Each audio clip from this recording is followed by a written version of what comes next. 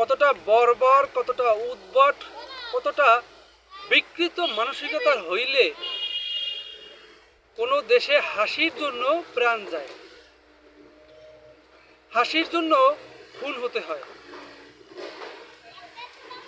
কতটা নিকৃষ্ট জাতি আমরা।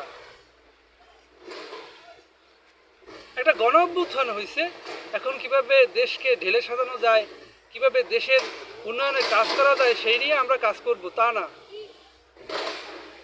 হাসির জন্য মানুষ খুন হয় দেশে। কেউ হাসবে, কেউ কাঁদবে, কেউ নাচবে, এটা তার গণতান্ত্রিক অধিকার। একটা গণতান্ত্রিক রাষ্ট্রে এটা তার নাগরিক অধিকার। কাউকে দেখে হাসলো, না দেখে হাসলো, মনে সুখে হাসলো, সেটা তার একান্তই ব্যক্তিগত ব্যাপার। এর জন্য তাকে খুন করতে হবে। ছাত্রদল নেতা পারভেজ